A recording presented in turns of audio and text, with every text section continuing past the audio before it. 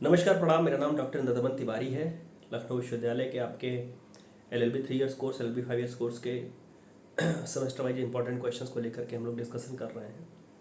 और अपने इस वीडियो में हम लोग बात करेंगे LLB integrated 5 year degree course में पेपर कोड LB202 जो कि है फर्स्ट ईयर सेकेंड सेमेस्टर का पेपर 2 इकोनॉमिक्स का जो दूसरा हिस्सा है। वो इकोनॉमिक्स का जो पहला हिस्सा है मीन्स माइक्रो इकोनॉमिक्स, वो आप पहले सेमेस्टर में पढ़ चुके हैं।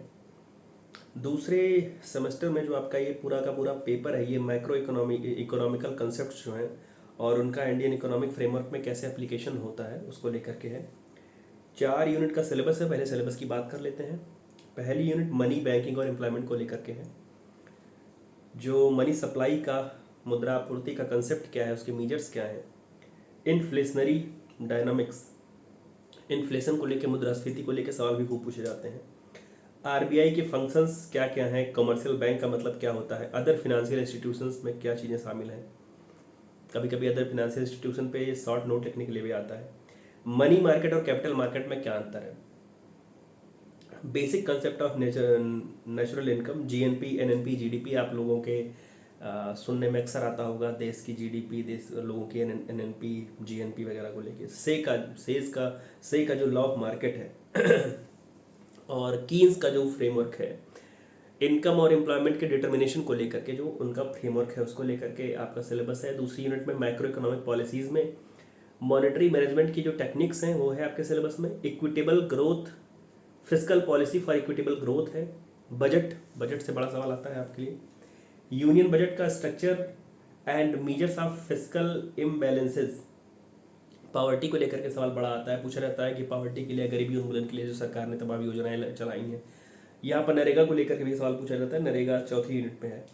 पावर्टी एंड एम्प्लॉयमेंट का मतलब, इनइक्वालिटी का मतलब, क्या चैलेंजेस हैं, क्या स्ट्रेटजीज हैं गवर्नमेंट के पास। ग्लोबलाइजेशन का मतलब क्या होता है, वैश्वीकरण का मतलब क्या होता है।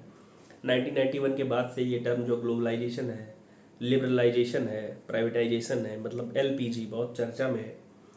तो ग्लोबलाइजेशन की जो पॉलिसी पर्सपेक्टिव्स है और उसके इम्प्लीकेशंस आपका टॉपिक है। तीसरी यूनिट में इंटरनेशनल ट्रेड को लेकर के है। इसके रेशनल्स क्या है, इसके गेंस क्या है। इंटरनेशनल ट्रेड मतलब अंतर्राष्ट्रीय व्यापार के।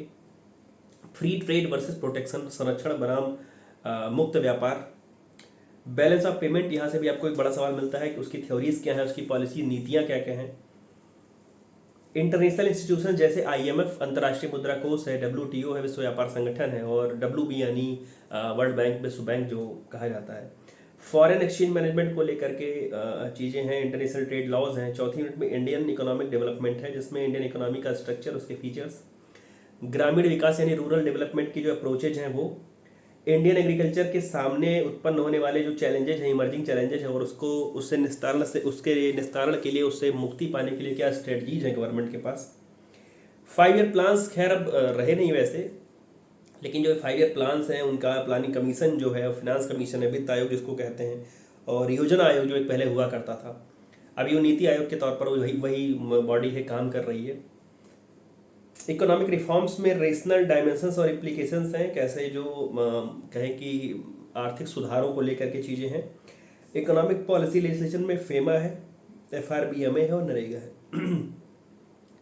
अब हम लोग पहले देख लेते हैं जो पिछले वर्ष का पेपर है, वो पिछले वर्ष के जो सवाल हैं वो सवाल आया था कि what are the different types of unemployment.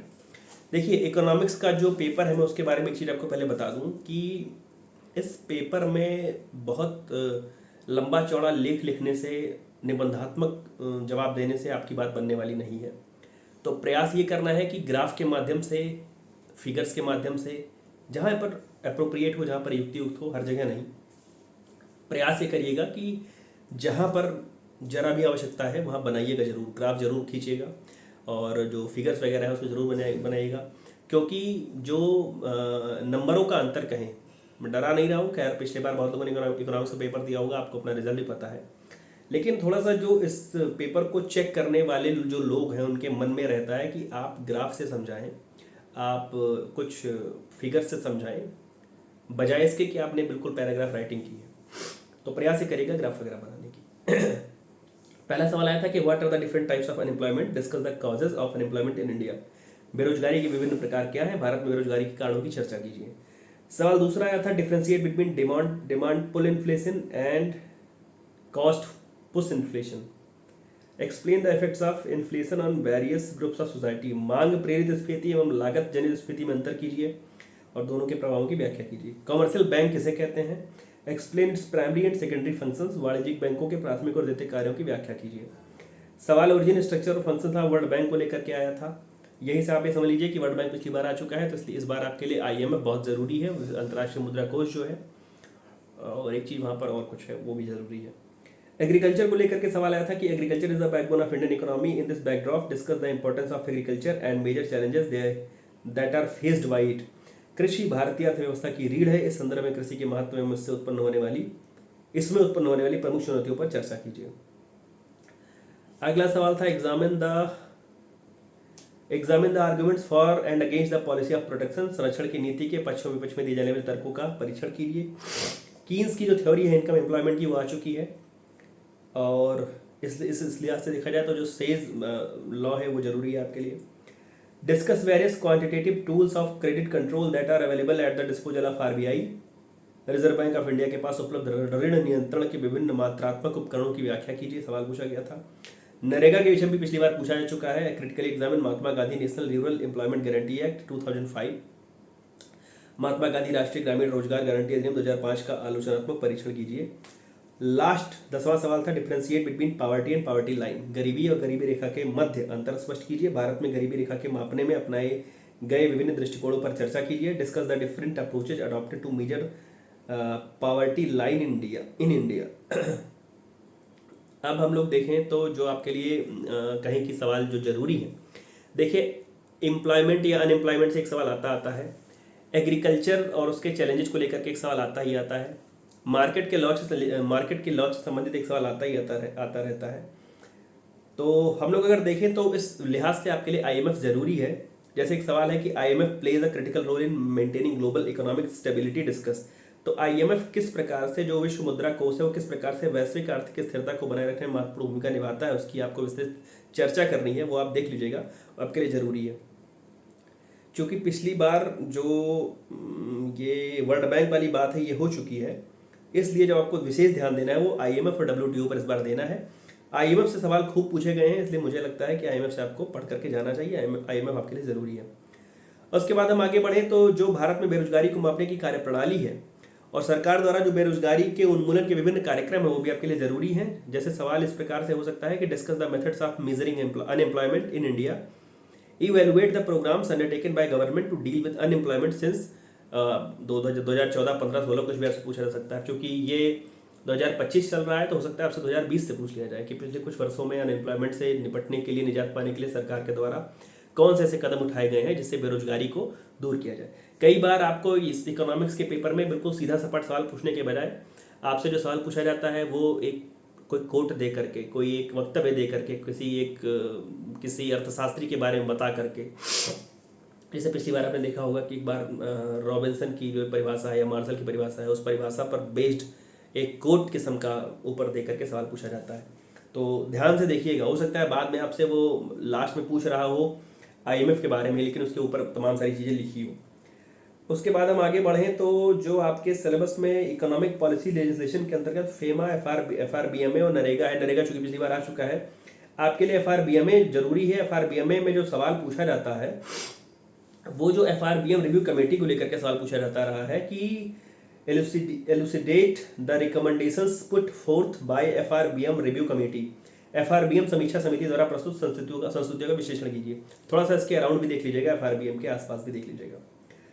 उसके बाद हम आगे बढ़ें तो जो व्यापार शर्तों को लेकर के या मीन्स जो टर्म्स हैं ट्रेड ऑफ अ कंट्री को लेकर के भी सवाल आपके लिए ज़रूरी है, वो भी टॉपिक आपके लिए ज़रूरी है कि व्यापार शर्तों की जो विभिन्न अवधारणाएं हैं उसकी व्याख्या कीजिए। उन तत्वों का विश्लेषण कीजिए जो एक राष्ट्र की व्यापार शर्तों को निर्धारित करते हैं। कौन से वो एलिमेंट हैं which determine the terms of trade of a country, explain various concepts of term of trade and analysis the factors which determine the terms of trade of a country। तो IMF को लेकर के सवाल, unemployment को लेकर के सवाल, trade की कंडीशंस को लेकर के सवाल, टर्म्स ऑफ ट्रेड को लेकर के सवाल और FRBM रिव्यू कमेटी को लेकर के सवाल। उसके बाद हम आगे बढ़ते हैं तो जो नेशनल इनकम अकाउंटिंग है, जो ये वाली लाइन है आप देख रहे हैं, नेशनल इनकम अकाउंटिंग का मतलब जो आप देख रहे हैं कि नेशनल इनकम के अंतर्गत जो बेसिक कंसेप्ट हैं, चाहे वो जीएनपी हो, चाहे एनएनपी हो, चाहे जीडीपी हो, तो इस basic concept of national income वाले जो पहले यूनिट का टॉपिक है, यहाँ से एक सवाल आपके लिए बन सकता है। तो वो भी आपको देखना है कायदे से और समझना है कि जो प्रॉब्लम्स हैं एसोसिएटेड हैं विद नेशनल इनकम अकाउंटिंग वो कौन कौन सी हैं। मीन्स राष्ट्रीय आय की जो विभिन्न अवधारणाएं हैं वो क्या क्या हैं, उस पर प्रकाश डालने को, उस पर नोट लिखने को पूछा जा सकता है। और वहाँ पर दो चीज़ें आपके लिए जरूरी और है, स्टॉक और फ्लो। स्टॉक और फ्लो मतलब स्टॉक और प्रवाह का मतलब क्या है, उसके बीच का अंतर भी जान लीजिएगा। Distinguish between stock and flow, reflect on different concepts of national income, जो विभिन्न अवधारणाएं उस पर प्रकाश डालिए, और जो problems associated with national income accounting है वो क्या क्या है उस पर, उसको भी आपको जानना है। आरबीआई से भी एक सवाल बड़ा बनता है। आरबीआई से कभी कभी पूछा जाता है कि आरबीआई को बैंकों का बैंक क्यों कहा जाता है, आरबीआई को क्यों, क्या ऐसी शक्तियां मिली हुई हैं कि आरबीआई अन्य बैंकों की तुलना में, क्योंकि नाम में उसमें भी बैंक लगा हुआ है, एक आम व्यक्ति जो है, लेमन लैंग्वेज समझने वाला व्यक्ति जो है, वो बैंक देख करके समझेगा कि जैसे इलाहाबाद बैंक, जैसे पंजाब नेशनल बैंक, जैसे एचडीएफसी, वैसे ही आरबीआई।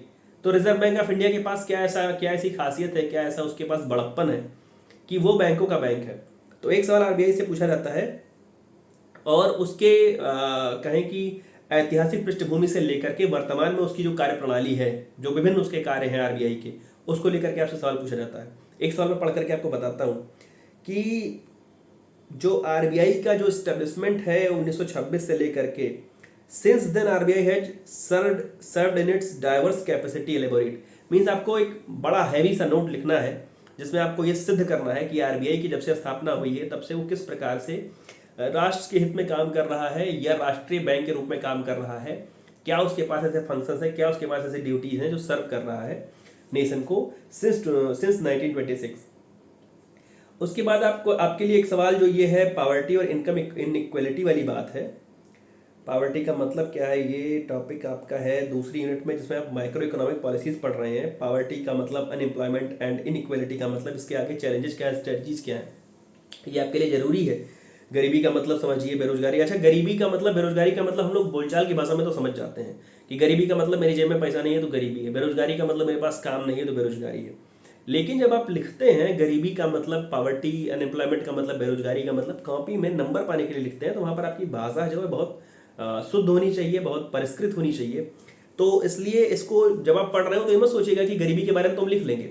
गरीबी की जो परिभाषा है वो मैक्रो इकोनॉमिक्स के अंतर्गत कैसे आप लिखेंगे उस पर थोड़ा विशेष टिप्पणी करनी है, तो विशेष ध्यान भी दीजिएगा। तो ऐसे पढ़ करके जाइएगा कि पावर्टी और इनकम इनइक्वालिटी के जो मध्य का अंतर क्या है, गरीबी और आय असमानता में क्या अंतर है, और दोनों के मापने के कौन कौन से उपकरण उपलब्ध हैं। Means what is the difference between poverty and income inequalities, what are the tools available at the disposal of economist to measure each of them. दोनों को नापने का, मीन्स गरीबी को नापने का और आय असमानता को नापने के जो टूल्स हैं वो क्या क्या है उसको भी समझना है। उसके बाद हाँ, भारतीय जो अर्थव्यवस्था है उसके सेलिंग फीचर किस्म का भी एक सवाल आपके लिए जरूरी है कि पहली चीज तो आपको जानना है कि इकोनॉमिक ग्रोथ का मतलब क्या है, इकोनॉमिक डेवलपमेंट का मतलब क्या है। हम लोग बार बार इस चीज को वित्त मंत्री के मुंह से या वित्त सचिव के मुंह से या बजट के आने के दौरान खूब सुनते हैं कि इकोनॉमिक ग्रोथ, इकोनॉमिक डेवलपमेंट।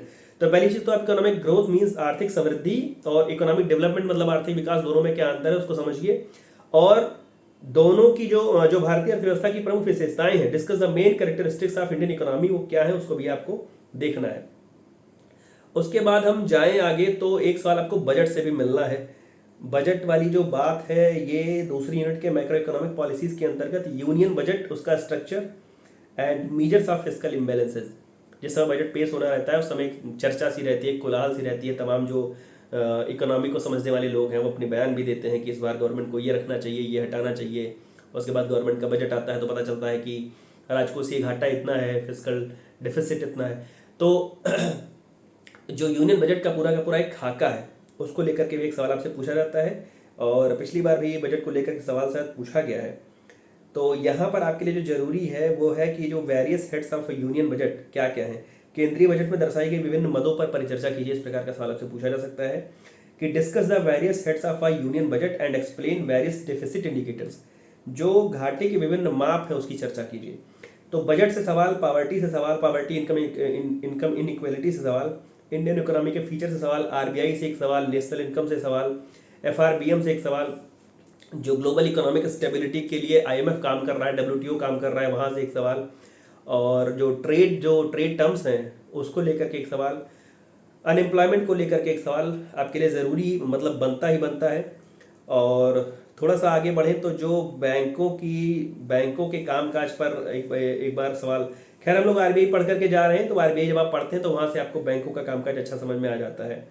और जो कीन्सियन जो फ्रेमवर्क है पिछली बार आ चुका है, तो मनी बैंकिंग एम्प्लॉयमेंट से आप एक बार से का जो लॉ ऑफ मार्केट है, बाजार का जो नियम, उसको भी देखते हुए जाइएगा। और फिर से कहूँगा, प्रयास ये करिएगा कि ग्राफ्स बना करके, फिगर बना करके समझाने का प्रयास करिएगा। तो ढेर सारी शुभकामनाएं आपको आपके इस जटिल पेपर के लिए। आपका जो भी अगला पेपर होगा उसकी वीडियो को लेकर के मैं जल्दी आपके समक्ष उपस्थित हो जाऊंगा। तब तक आप भी जुड़े रहिए और अपने साथियों को, अन्य महाविद्यालयों में पढ़ने वाले साथियों को भी इससे जोड़िए, ताकि ये परिवार बड़ा हो सके और कुछ बेहतर किया जा सके। ढेर सारी शुभकामनाएं आप सभी को। धन्यवाद, प्रणाम।